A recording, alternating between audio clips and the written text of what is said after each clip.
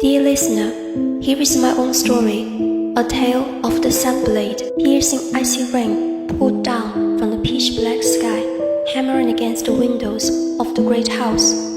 Inside the house of Bashetti, warm liquid was running down Lady Bashetti's left cheek and trickling down onto little Luco's forehead, staining it red.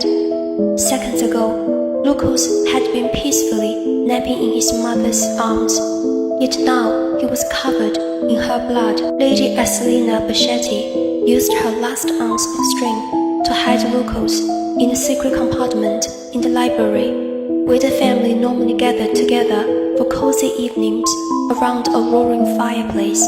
Homemade food would be served, and the room would be filled with joy and laughter. Now, broken glass and plates littered the floor, and it was all Aselina could do to try to save her son, Lucas, while feeling her own life ebb away.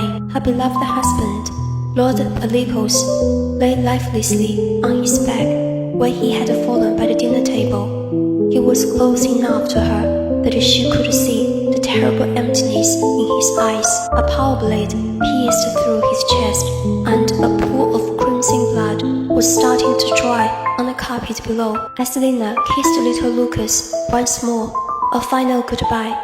Tears soaked the collar of her silk dress. Slowly drawing her last breath, she lay herself in front of the secret doorway, using her body to shield her son. Lucas' small body trembled as he hid quietly in the darkness of the compartment.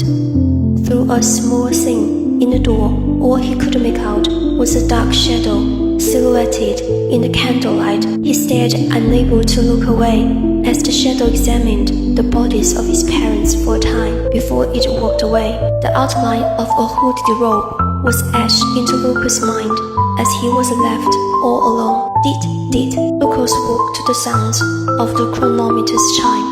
The sheets beneath them were damp and tangled. The lingering traces of that memory remained entrenched in his consciousness. Even when he was awake, it had transformed into a relentless nightmare, ceaselessly tormenting him when he least expected it. Lucas clenched his fist tightly, hoping the pain could momentarily eclipse the turmoil in his mind. Having a dream again, Renette spoke gently while she drew the curtains. It was a beautiful summer's morning.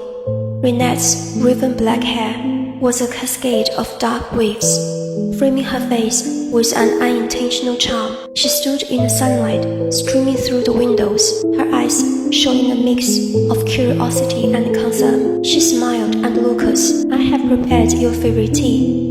Renette poured the tea from the pot into a delicate blue-white porcelain cup. It was an off-world design left to him by his mother. Renette set the pot down and pulled a chair out for him.